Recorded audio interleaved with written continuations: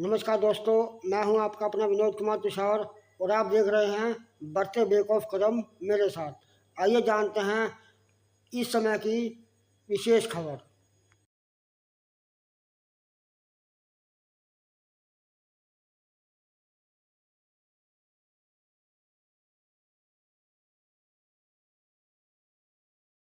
नमस्कार साथियों, मैं ममता डोगरा, महिला कांग्रेस प्रदेश सचिव, सोशल मीडिया स्टेट कोऑर्डिनेटर।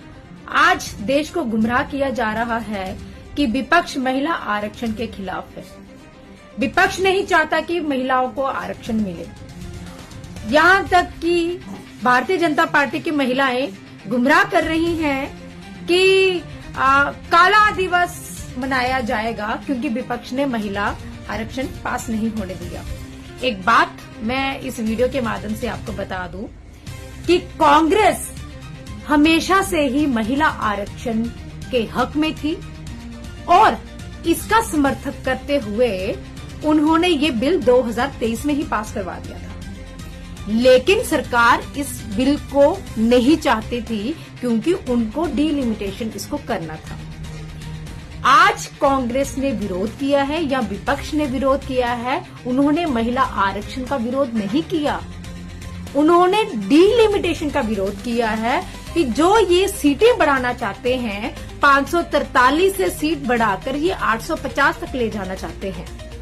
मैं इस वीडियो के माध्यम से जो देश की तमाम औरतें, भोली भाली औरतें जिनको मालूम ही नहीं है कि सदन में क्या बात हो रही है, ये कौन सा आरक्षण है, तो ये आरक्षण मैं आपको बता देती हूँ। ये कोई आपको लाभ या सुविधा प्रदान करने वाला आरक्षण नहीं है, इससे आपका कोई रोजगार चलने वाला नहीं है।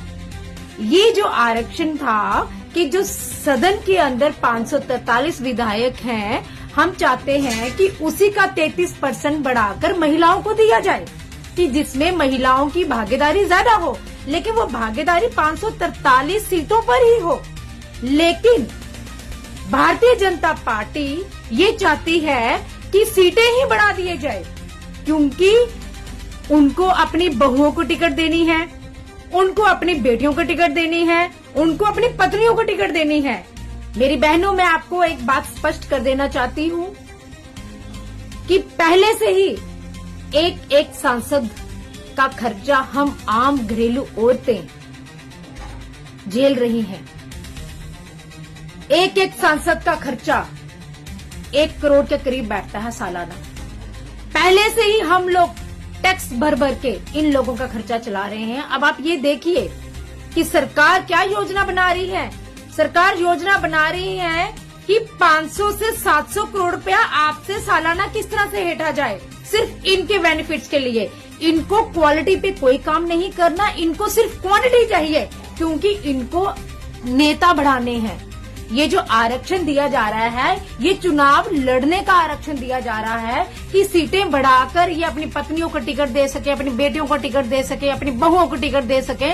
जैसे कि कई सरपंच हमने देखे, महिला सरपंच की जगह उनका पति वहां पे बैठ जाते हैं, तो ये उनके आड़ पे खुद अपनी राजनीति करना चाहते हैं। अगर इनको वाकई ही आरक्षण देना है, मैं कह रही हूँ आज दीजिए और अभी दीजिए। जो 543 सीटों के ऊपर आरक्षण दीजिए कि जिससे हम आम लोग, आम जनता आपके नेताओं का खर्चा का बोझ ना झेले। पहले से ही लोगों को यहाँ पे 2 वक्त की रोटी खाना इतना मुश्किल हो रखा है।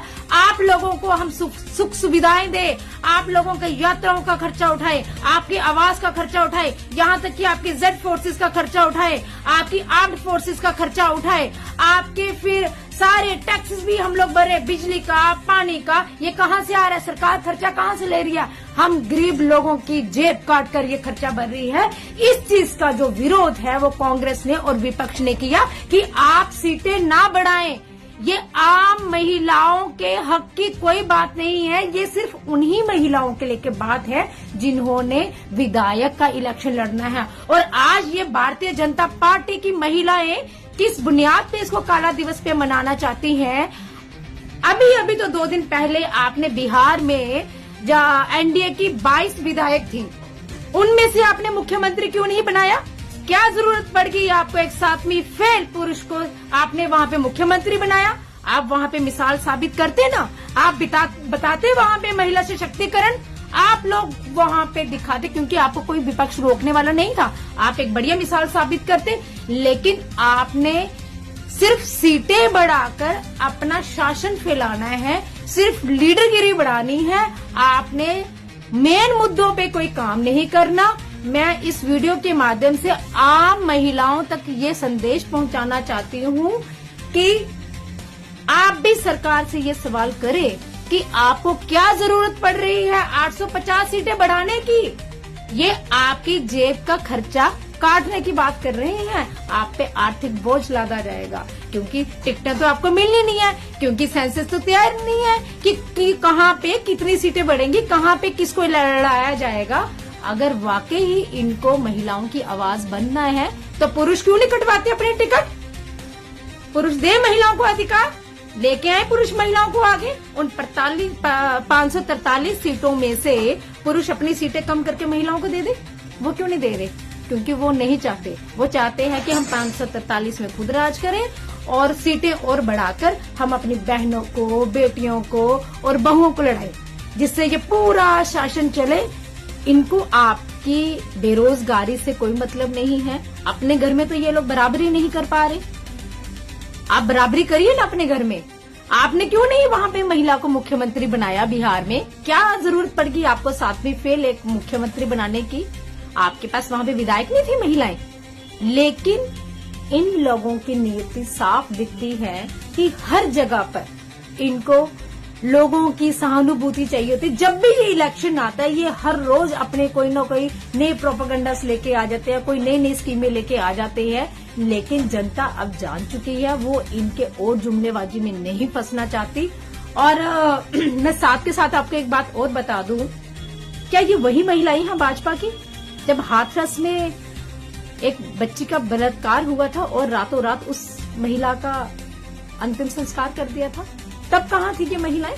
तब इनको महिला सशक्तिकरण याद नहीं आया? जब मणिपुर में किसी महिला को निर्वस्त्र करके घुमाया जा रहा था। मैं तो हैरान हो रही हूँ।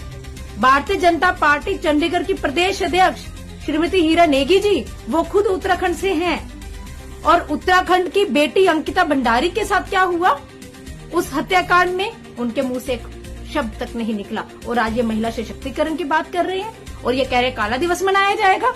किस प्रकार से काला दिवस मनाया जाएगा? कि आप लोगों की सीटें हम लोगों ने कम कर दी, कि हम आम जनता के साथ खड़े हैं, नेताओं के साथ नहीं खड़े कि आप लीडर लेके आइए और हम अपनी जेब से खर्चा भरते जाएंगे। हम डीलिमिटेशन के खिलाफ हैं। अगर आपको महिला सशक्तिकरण करना है, मैं कहती हूँ 33 की जगह 50% कीजिए ना।